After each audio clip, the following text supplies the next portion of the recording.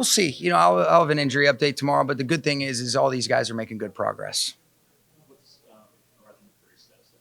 We'll start his clock, and I think with the intentions of him being able to play, and he's done a good job in the meantime, and looking forward to getting him out there.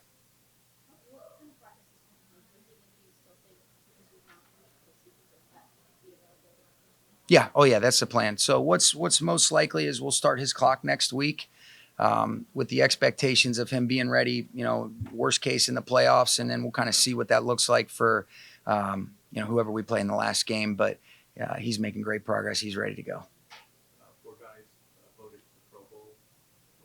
Yeah, really happy for those guys. And I think there was a lot of guys that were also recognized as alternates. And I thought there were some guys that weren't, that are very well deserving. I think the best thing about football is it's the greatest team sport that there is. But really well deserved, and happy for Matthew, Puka, for Byron and Jared. But I think the strength of our team is our team. And there's a lot of other guys that have done an excellent job of being vital parts of the collective. And I'm looking forward to us continuing to show the strength of this group with another, hopefully great week of preparation and a great challenge against the Falcons on Monday night. Given your experience with Stafford, and I know there's a lot of factors that have gone into this through the years. Yeah. Are you surprised that he's only been a Pro Bowl pick three times, twice in the last few years? Yes. I think if you talk to, what's interesting, there's a lot of layers to the Pro Bowl stuff, but you talk to the real football people, I don't think he's seen that way. I think he's seen as a guy that one of the best to ever do it. I think that's, been very well acknowledged this year, but I think it's probably overdue.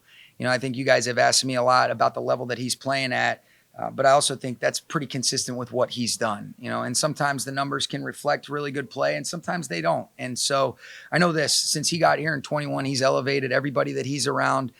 He's elevated the situations that he's a part of, and every single time that he takes the field, our team has a belief because of him leading the way. And so can't say enough good things about him. I'm really happy for him to be able to get some of that stuff. But I think the best part about Matthew is he's got this great humility. Those aren't the things that move the needle. What he cares about is the respect of his teammates, his coaches, and then the people that he's playing against. And I think when you talk to those who know, he's got great respect and admiration for the way that he competes, the way he goes about it, and what type of player he is.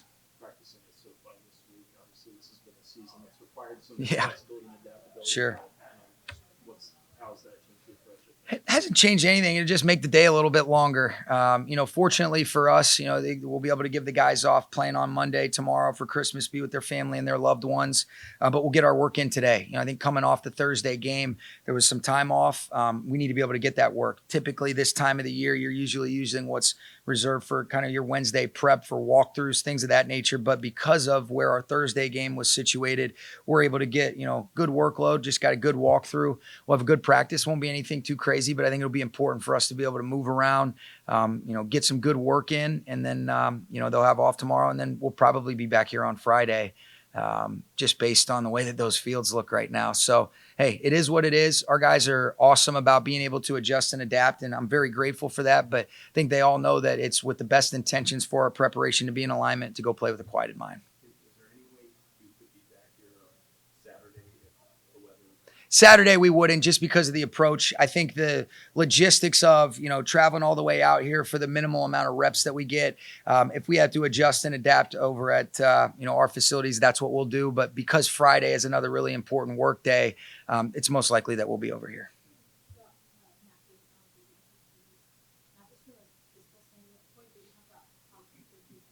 Yeah.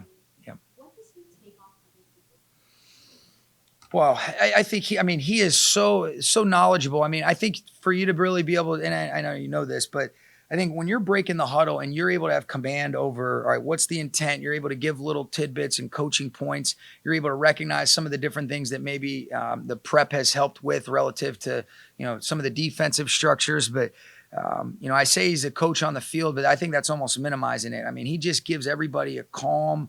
I think the way that he's able to communicate in the huddle, the play call, but then also any of the added little points, the way he's able to utilize cadence, the way he's able to use our audible system because of his ownership. So it's tremendously valuable. And I don't know that you could really put a measure on it, but man, is it damn important to me.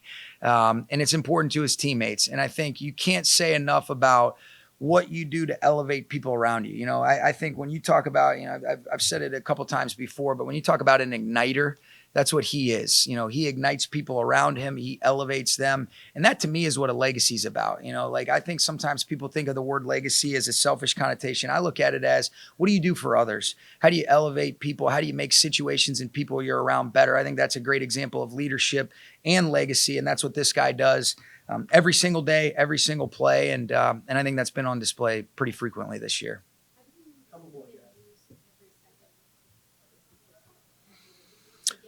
Well, I think it's, you know, dependent upon whatever the intent is. You know, sometimes it might be, you know, I think he understands the different, do I need to use it all the way down to that last second? Do I have enough information where I'm going to snap it a little bit earlier? And so that ownership and autonomy, I think, you know, there's so many little semantics, you know, both situationally and then play dependent. You know, sometimes we'll call multiple plays in the huddle. But whatever it is he's got total command on being able to say, all right, one of the advantages you do have offensively, you decide when that ball's snapped within the 40-second play clock or the 25-second play clock if we're out of a, you know, quarter or timeout or a stoppage. And so that's where he's really special.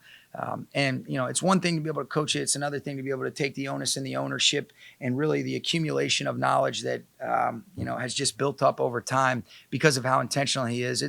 It's special. It's why 5 years from the day that he finishes up, he's going to be putting a gold jacket on in Canton. And I'd love to have that debate with anybody that thinks otherwise.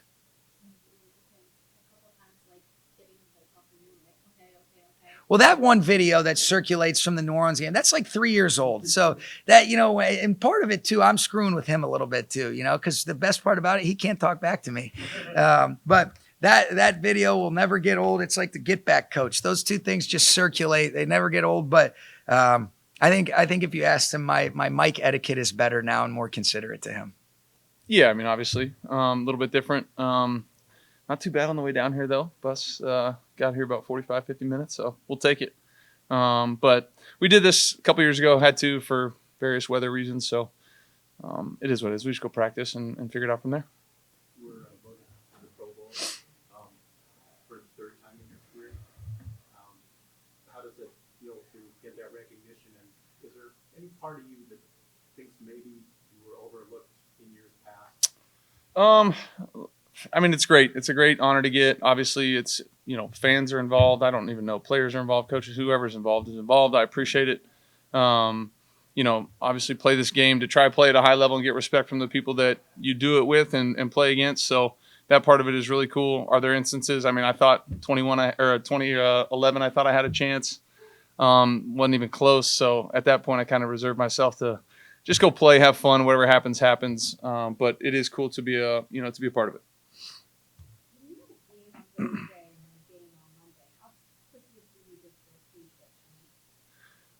Yeah, pretty quick, you know, I mean, but then there's that kind of long delay, a little bit of, you know, a long weekend and it is kind of nice to get your mind off of it a little bit.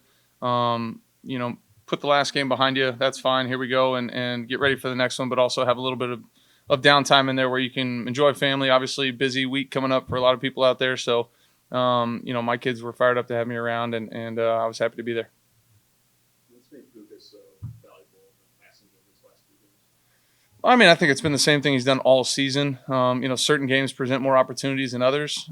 We obviously had a lot of plays and a lot of snaps the last couple games, which, you know, just by sheer volume, you're going to have more attempts at it. And obviously we were able to connect on some of those and make some big plays. But same stuff he's always done. You know, he's runs great routes, plays really tough with and without the football. You know, he's physical at the catch point.